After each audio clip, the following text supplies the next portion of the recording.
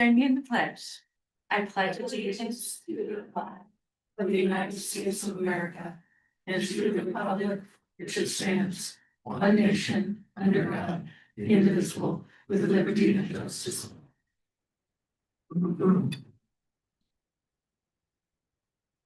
Okay, here we're gonna call the room. Mr. Alvisar, Present. Chris Squatter, Here.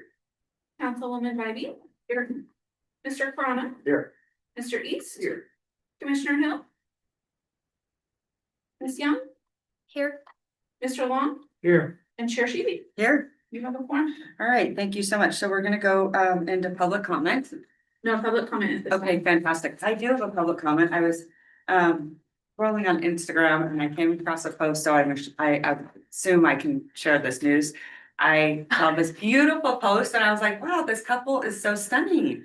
And then I looked at the top, I'm like, wait a minute, it's Christina Ernie, she got engaged.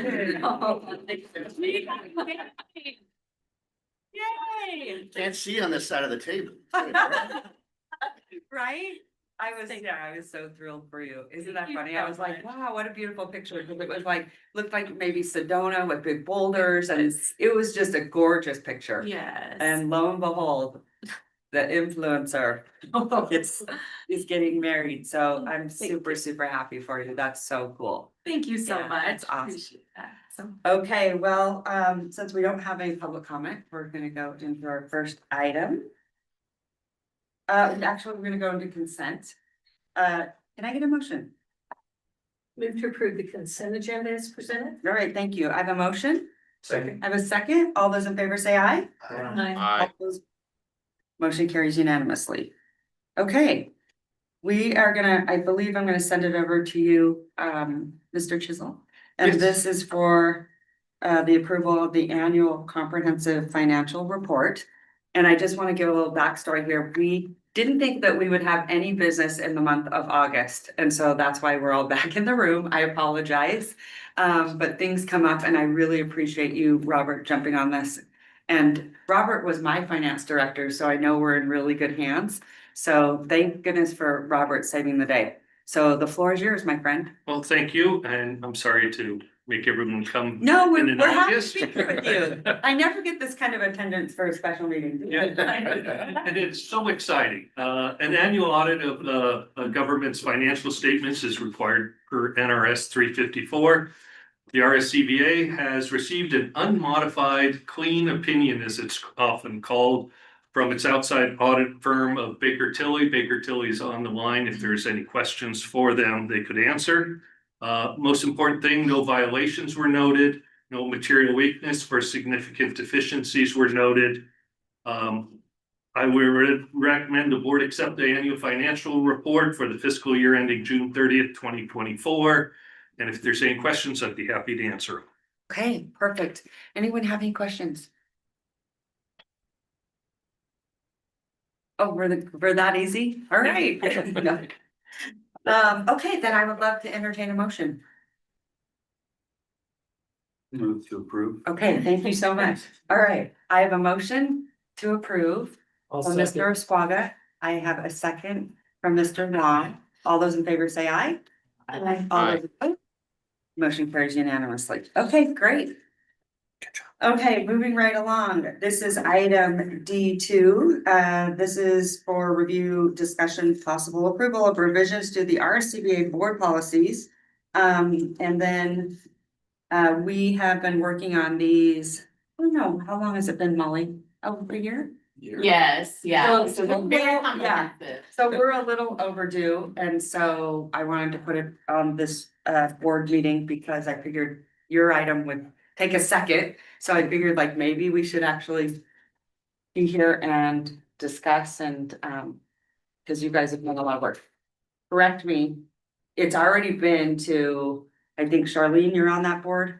You're on that committee? Alexis is chair. Okay, Alexis. Executive. It's like 2 times it's been twice. Okay. So you have had time to look at it? Yeah. Okay, perfect. Molly, do you want to say anything? So I actually want to throw it to Ben first, Okay. because these policies are very comprehensive, cover all of board action, and I will take the employment aspect, which are near the end of those after that. Perfect. All you. Thank you, Madam Chair. Yep, so at long last, the board policies are finally almost done. These have been through the executive and legislative committee over the course of the last year or so, 3 different times. We don't have a red line or a comparison, so our prior board policies, they were maybe 30 years old, and they're basically a summary of Robert's rules and the open meeting law. So we've never really had a document that really addresses the issues that are in these policies. In putting these together, I looked at what the local governments do, I looked at what the RSCVA does, and pretty much put together a total rewrite. The committee had flagged a couple things that they wanted to put to the board for decision. So I'll go through those few topics and then kind of open it up to the board. If there are any other questions on any of the policies or anything else we want to discuss, we can do that here today. You've got a couple options. You can approve them today. If you want to give me direction on the open items and you want them to come back for final approval next month, we can do that. We'll sort of defer to the board as to sort of what the board's decision is. So let me jump right in. So the first thing we have marked for input is on page 4. And actually, this is not input. This is just, so when we wrote these, this was before our bill got through the legislature. And so at the time these were written, the chair had to be one of the elected officials, and there was a process in place for how the chairmanship would rotate amongst the 3 jurisdictions. So that will all come out now. Now that the bill has gone through. The bill is not effective till October. So if there were any vacancies or appointments that need to be made between now and then, we revert to the statute, not the policies. But I've just noted I've got to update that. The first item for board decision is on page 8. So I don't want to make it sound like this is an issue. I think in the 12 years or so I've been here, it's come up once. But our old policies and procedures didn't identify who has the final say for agenda items. Our old policies and procedures just said the CEO and the chair would work together to form the agenda. And we figured it would be a good idea to sort of take this chance to define that and decide if there are any questions or issues with items that go on the agenda, who has the ultimate say. The committee discussed both ways and opted to put it to the full board. For what it's worth, from my perspective, it makes sense to have the chair have final say on agenda items. The reason being, if there's any disagreement amongst board members and the CEO is the one that has the final say, you put them in the uncomfortable position of sort of settling a dispute between board members. And so, for what it's worth, I think it makes sense to give that discretion to the chair, but that's up for board decision. If there's any discussion, any questions, or any suggestions from the board. Yeah. And my process, and everyone's different as a chair, but I always discuss it with Ben and with Mike, and I just feel like it's one of those things that everyone should feel freely to talk about or put an agenda item on when they feel it's necessary.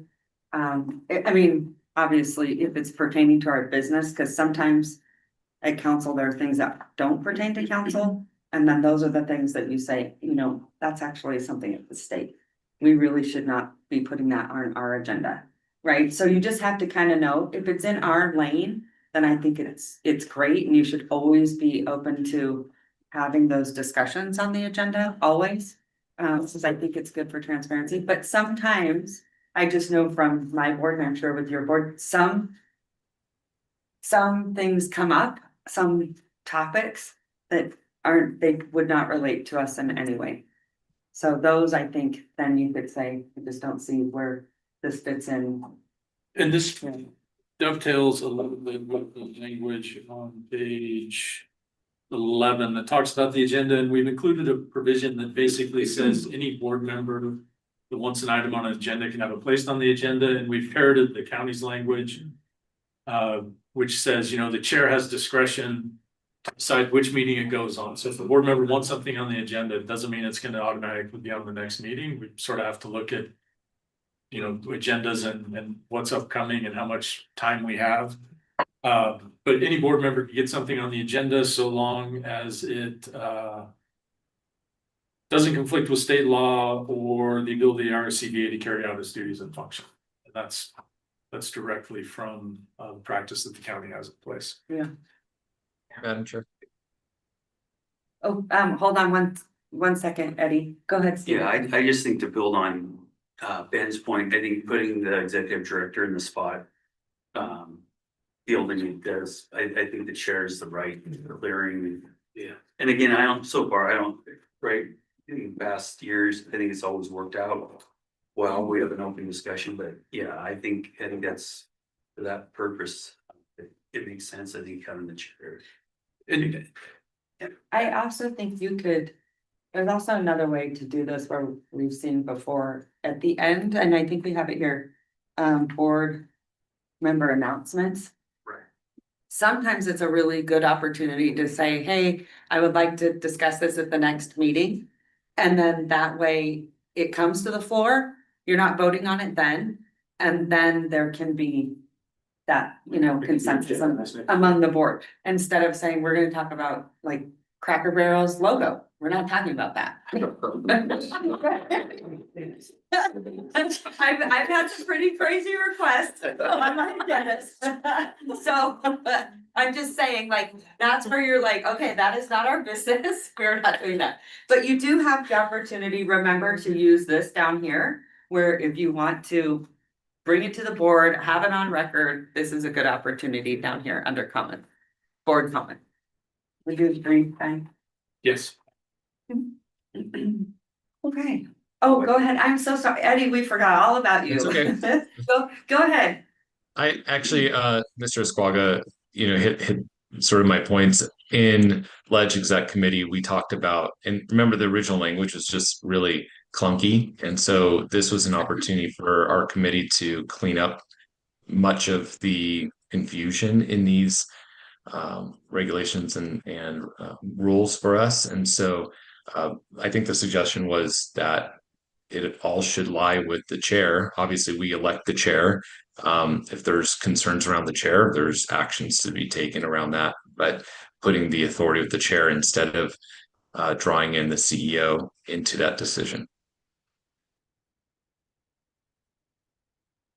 Okay.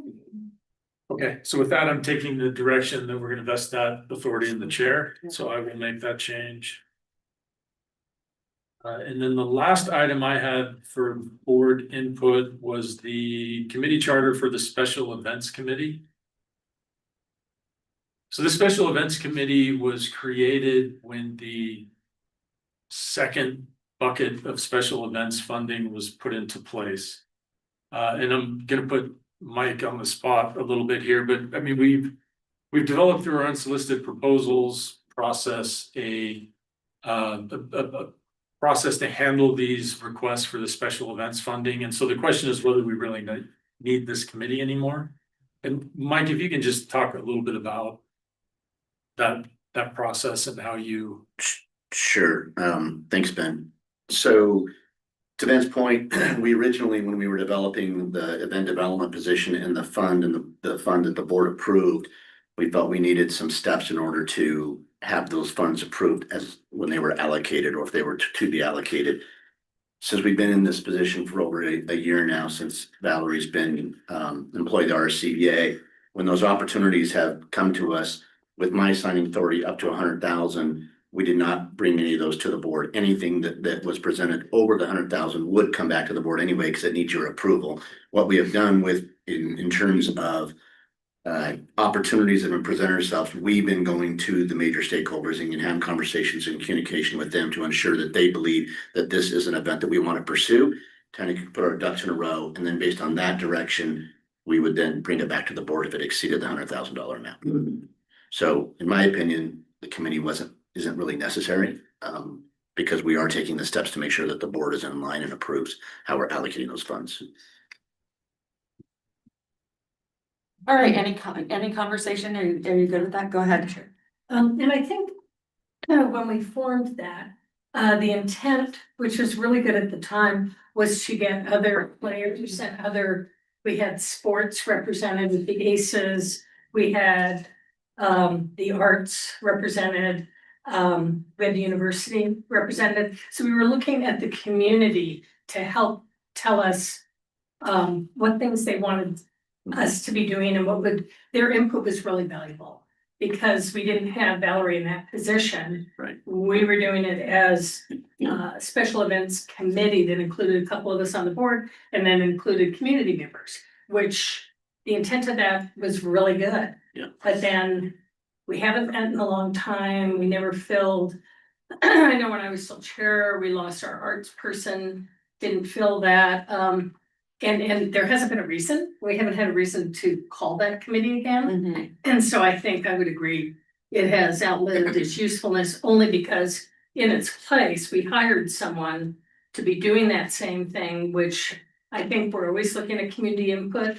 And we do that with your quarterly meetings and we're hearing from the community, but I think the intent was community input, which was super good. Yeah, great point, Councilman Buddy, and I think we are accomplishing that anyway, right? Because now we are meeting with all of those entities and having those discussions, not in a meeting format, but going to meet with them individually, whether it is the ACEs or the university or, you know, any entity where we potentially could partner or hold an event on their facilities, so. Can I ask, because this reminds me of something that we're kind of going through right now.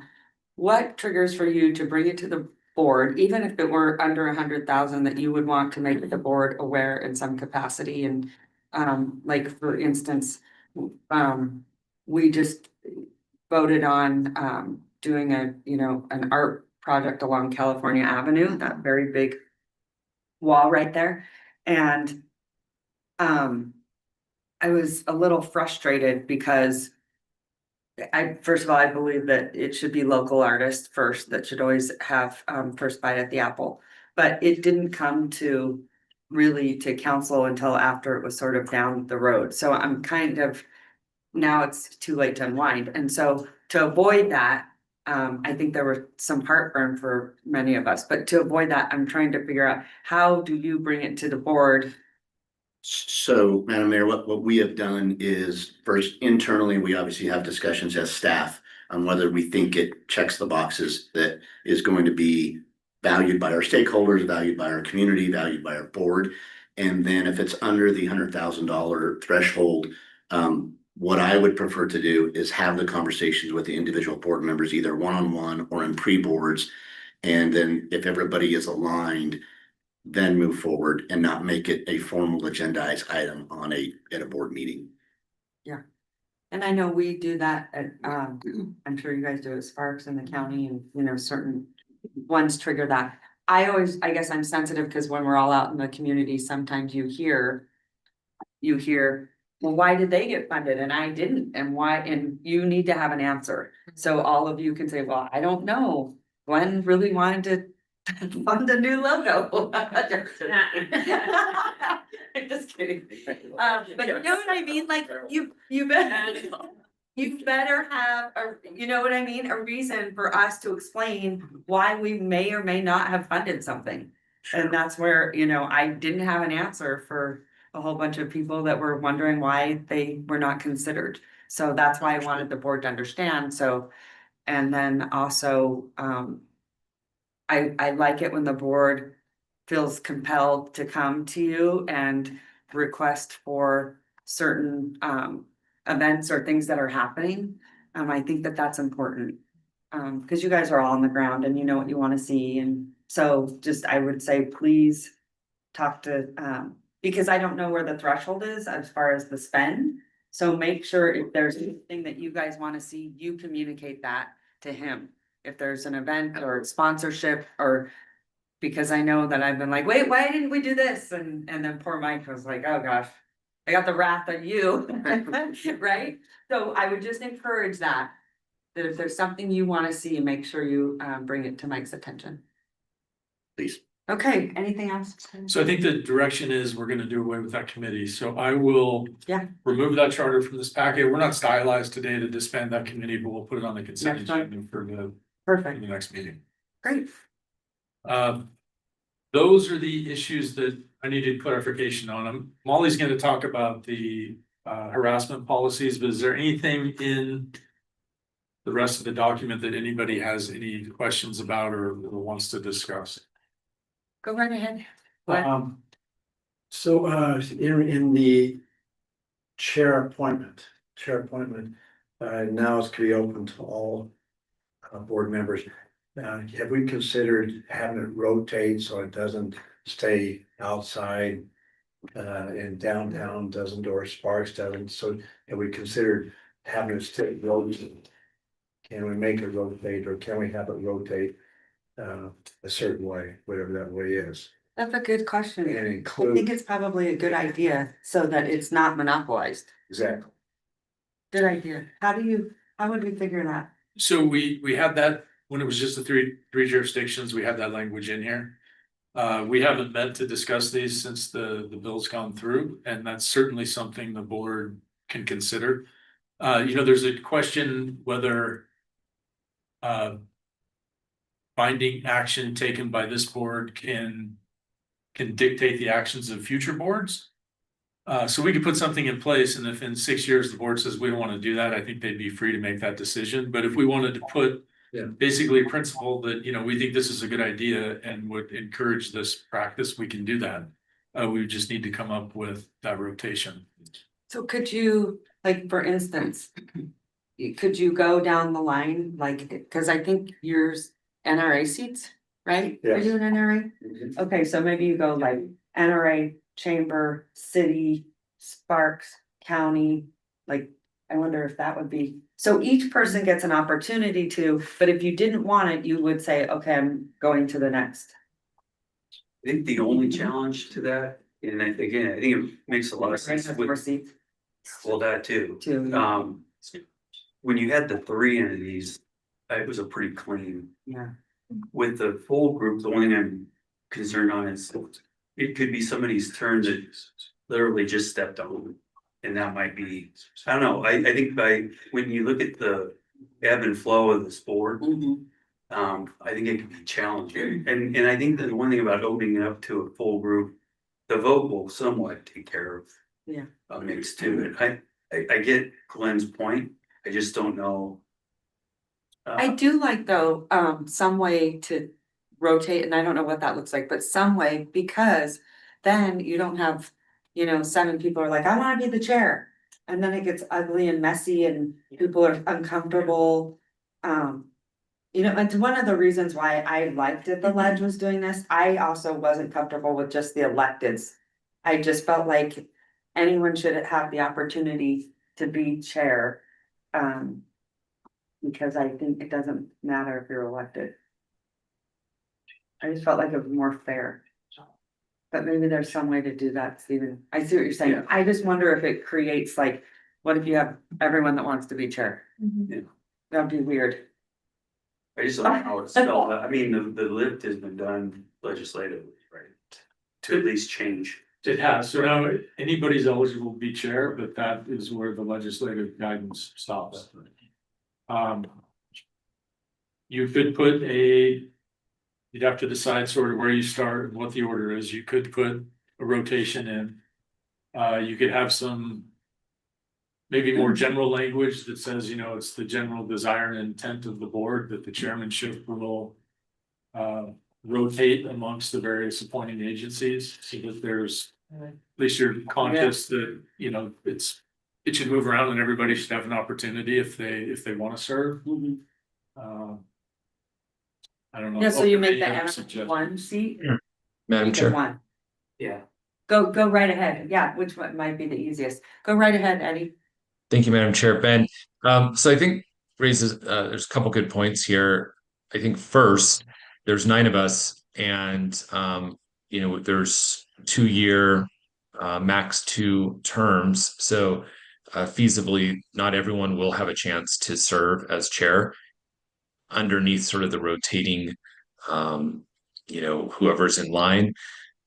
I also feel, to Ben's point, we can't bind future boards on their decision making. I think it's a good policy guidance that maybe outside of these policies, we can just recommend a guiding statement then that we will select from within perhaps maybe one of the different sort of categorical nominating entities. So the electeds, the art, NRA, and the ancillary organizations, right? I mean, I think we're broken up into three groups essentially, and so perhaps we could just draft up a guiding principle, not put in policy, so that we're not binding future boards' hands in actions.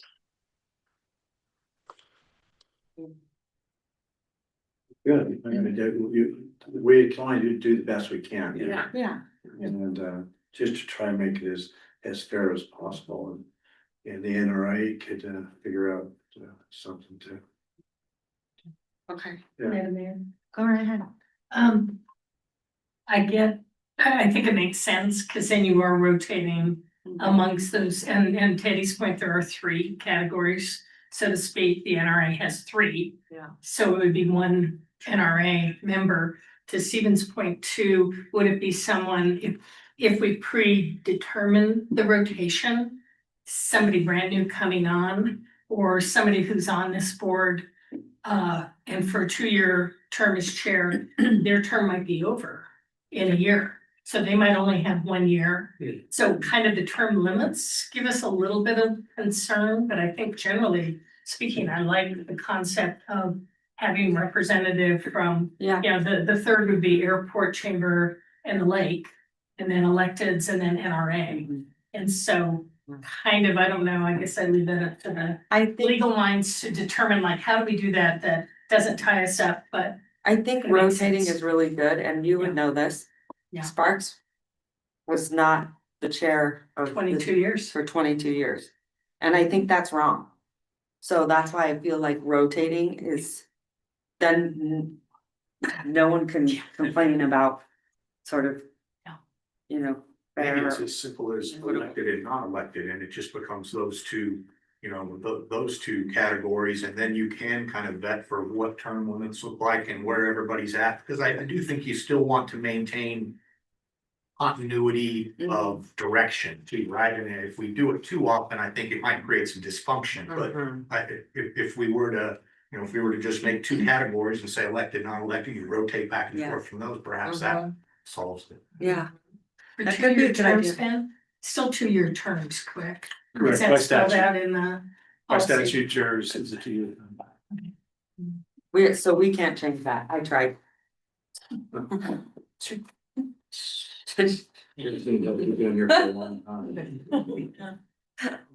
You didn't see it.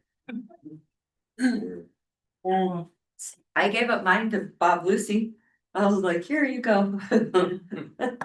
So, Ben, what do you want? So I think what I'm hearing is I'll go back and craft some language that talks about the policy of the board. I think the main issue is, are we 3 groups or 2 groups? Is it elected and non-elected, or is it NRA elected and the other seats? What, chamber, NRA? Elected. So you have the 3 elected officials, you have 3 NRA members, and then you have North Lake Chamber and Airport.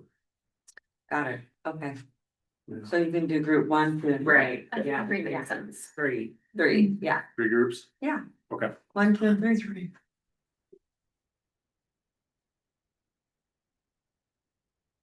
Good, thank you.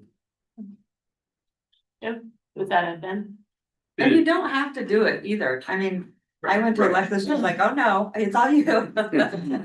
So don't feel like, cause some of us, you know, are comfortable doing it and some aren't, and some of you might not even. We're too busy or what time? Yeah, too busy or. A lot of work to be chair. Mhm. Yeah. It can be, because you're managing everyone else's, sort of lanes and their ideas and thoughts, and so. But so don't feel like you're obligated to either. Go ahead, Stephen. Just as and I should know this, but I'm jumping now. The policy, and I don't know if it's an RCVA policy or state that the appointing groups all have to provide 2 names, right? first and a second, does that come from us? Or is that a state? So the statute says that each appointed group shall provide a list of nominees, plural. We did two here. Yeah, and that was a change. When I initially came on board, the electeds basically acknowledged that they could require multiple names, but were willing to accept one for consideration. And then at one point that was changed and decided, no, we'll follow the statute to the letter. We need multiple names every time there's an appointment. But that's a state, that's a state statute. Yes, so our 244A 601 says list of nominees. All right, any other questions or comments on the non-employment policy part of the policies? I think we're good. Okay, Okay, Molly, it's all you. All right, so my section starts on page 25 of the document and also section 4. So section 4 is general HR, non-discrimination, anti-harassment policies, proposed revisions to those general employment policies.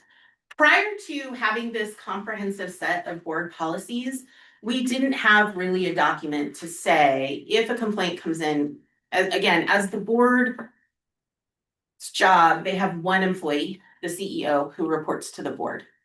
And so we didn't have board policies. So in the anti-harassment, non-discrimination policies, we put provisions that if there was a complaint against the one person that reports to the board, what action would be taken by board members. So really these revisions allow us to clarify and very much simplify our general HR policies, which are part of section 4, and these have been reviewed by our director of HR, Lori Taney, as well as Mike and other staff members. And so it makes it much easier for just all of our other staff employees to know what to do if they have any questions or concerns. It really makes it much more simpler. We then put in the process related to various types of complaints that concern the board into these board policies. At policy 7.01, we did also make a change that was a statutory change to the definition of race. That's Nevada statute change to include traits associated with race. So that's just a statutory update that's both contained here in our board policies as well as the general revisions to the general policies. Then 7.02 is where it becomes, if there is a complaint against the president and CEO, what happens with that complaint? The L&E, or Executive and Legislative Committee, did go through all of these in this process. There was one section on page 26 that there was some question on language on whether or not to include the highlighted language there on the necessity and scope of the investigation. So I will, if anybody has any feedback on that. Madam Chair. Go right ahead. And Molly, you're okay though with the highlighted language? It's legal or no? I am personally, I think that just the necessity and scope of an investigation tells you exactly that every time you get a complaint, the whole purpose of a complaint is you are looking at the complaint and making decisions as to what needs to be done. Whether or not there needs to be an investigation, the scope of that investigation, those are all actions that have to be taken regardless. So I think it's superfluous, you don't need it, because it's already specifically, and I would actually recommend not including it. I agree with not including it. The word frivolous makes me uncomfortable, and somebody having the ability to define what is frivolous and what is not, an individual, and I think when we talk about the necessity and scope of an investigation, that says it all. Well, and I think our policies support that well. So I'd like to take it out. Madam Chair. Yeah, go right ahead. Thank you. Yeah, we had a lot of discussion in our subcommittee on this, and I've made my concerns known to the board quite a bit about the use of our board in sort of political, sort of warfare against someone else. We have 3 electeds that serve on this board. We've already seen quite a few complaints come through that sort of unfounded, and I always raise the point, what about some king of, Ethiopia or Sudan or whatever that is complaining against us, do we have to investigate those things? And so, John, one of the reasons in, the conversation around this language was if a complaint is deemed frivolous, right, and the chair is not going to take action on their own without their legal support stating like this is ridiculous. This came from some, Russian bot that is making stuff up, to be able to dismiss it at that point. And that was the goal. I know that to Molly's point, she says in A, the necessity and scope of an investigation covers that.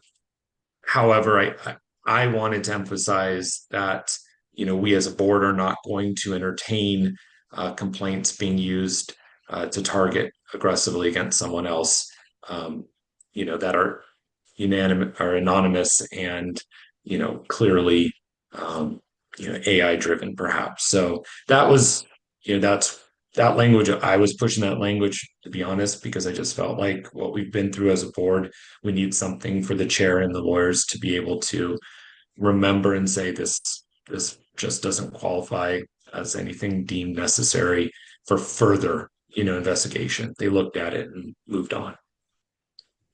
Yeah, I think that, I mean, if we've already acknowledged that we're going to take the proper steps to determine whether a investigation is warranted or not, I think this language in here almost makes it seem like we're going to preemptively deny investigations rather than just coming out and saying, look, we're gonna determine the necessity and scope of it. We're gonna move on. And if that means 5 minutes of investigation, or if it means several hours or several days, it'll be what it's gonna be based on the recommendations we get from the professionals. To John's point, if that's, Molly, how you see it, I'm comfortable with how he positioned it. But I know that you and I have talked quite a bit about this, and of course, whatever the board is wanting to do.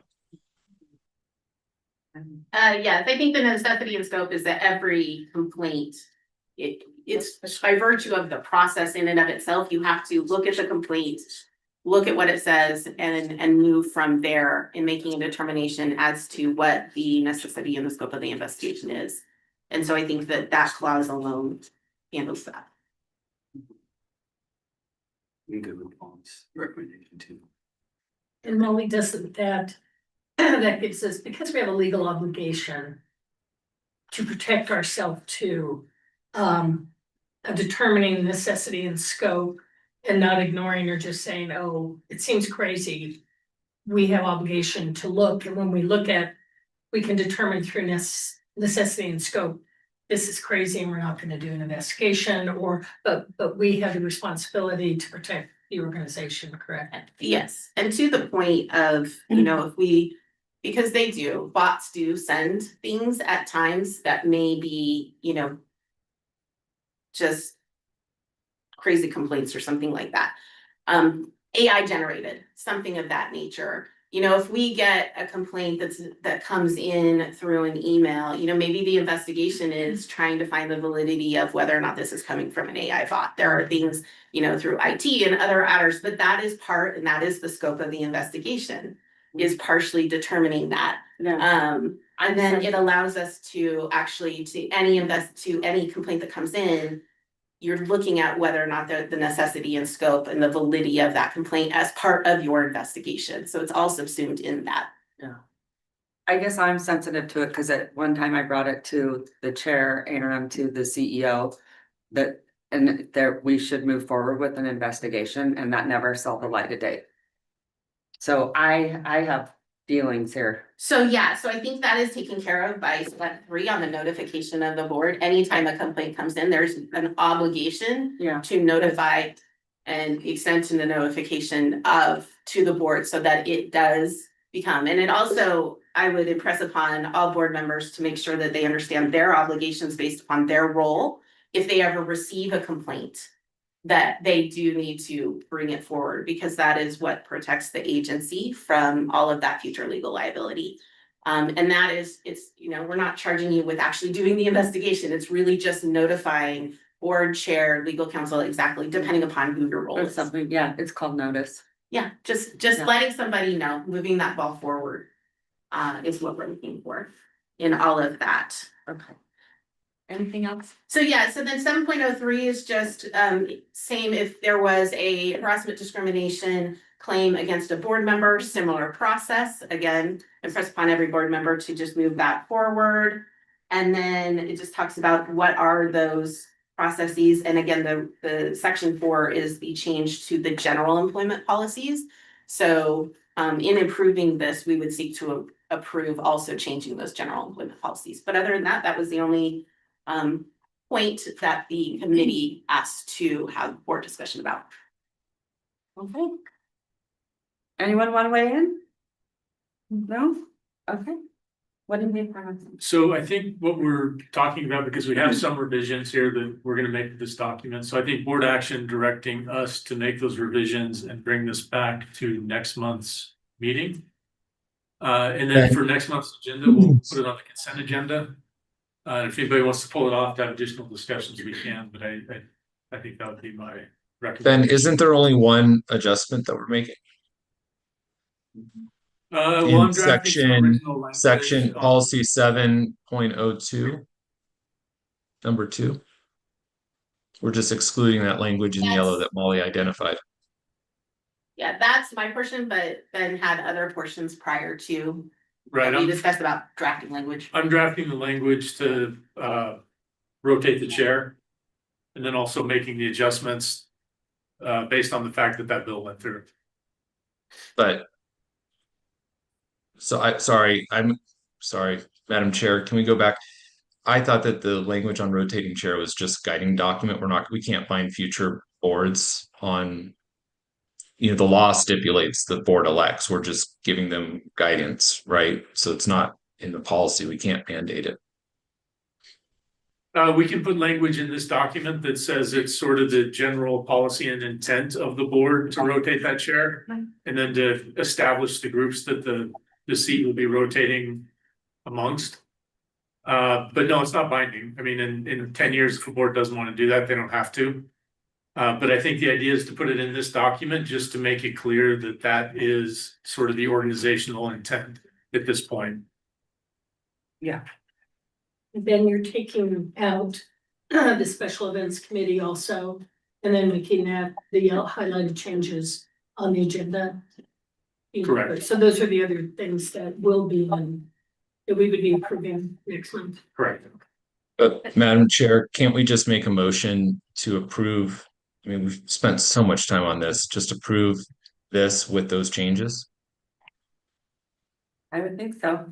You can, And- the issue is. And Ben, I'm you gonna- could bring it back with the addendum. We could approve the policies. Yeah. That's a good idea. I would like to approve everything except for the items that you're gonna bring back to us. Because everything else, everyone has agreed to, other than the things that you've taken out. Okay, so basically we're approving subject to the changes made today. And then next month we'll bring it back for approval of the entire document. Well, I would say, Madam Chair, we just approve our policies. Let's get our policies. And then I can make an emotion, or someone there can make a motion, right? Special events committee. We can identify the sections in which our legal counsel will be amending, and we could put that in the motion. Correct, Ben? Yes, so approving them today as written and then requesting future amendment. So then you would take out what's the item? So Courtney, you probably have it. I do. I think that there is in policy 1.06, the responsibilities and chair of the board, as I understood it. Yeah, There was okay, write that down. 1.06. Okay. 1.06. The responsibilities and chair of the board section, item 5 was to set the agenda. There was direction given from this body on the chair having the final say, as I understood the discussion. The other change that was discussed was in policy 1.12. That also dealt with agenda setting and there was guidance given there.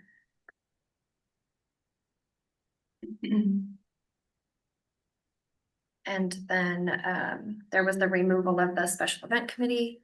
And then in page 26, section 2, review of complaint, we were going to exclude the language regarding complaint being frivolous or no investigation being deemed necessary. That was in conjunction with the guidance of council.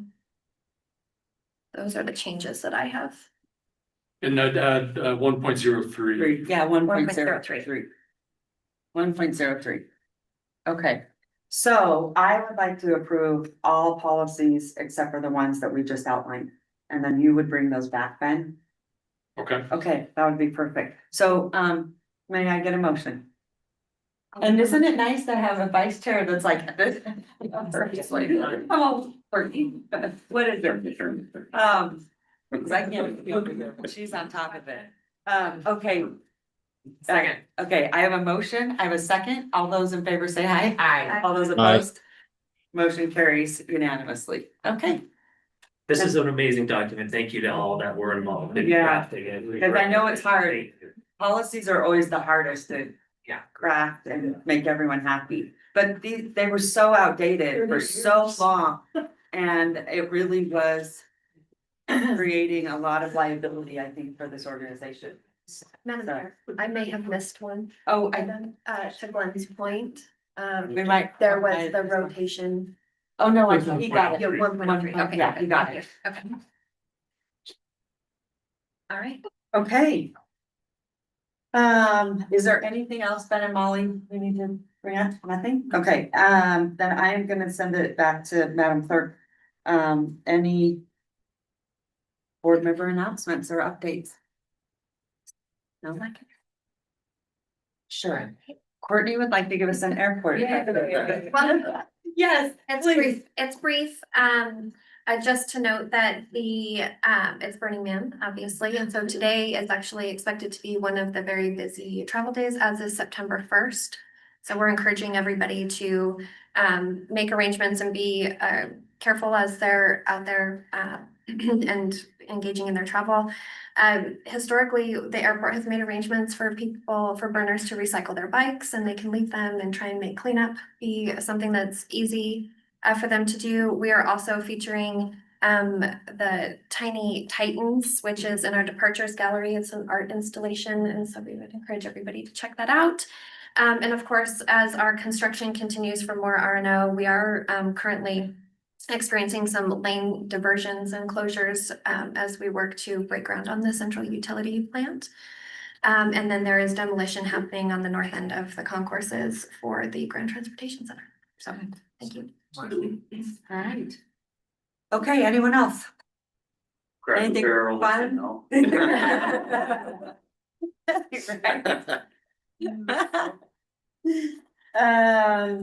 Okay, any public comment? No public comment at this All right, time. may I get a motion to adjourn? So I have a motion, I have a second, all those in favor say aye. All those Aye. opposed, motion carries unanimously. I've never once had anyone say, no, I don't want to adjourn. Thank you, everyone, I appreciate it. Also,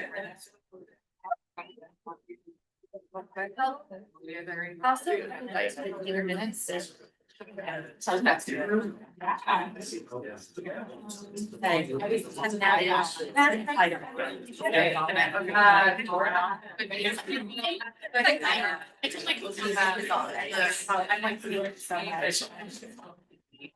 agree.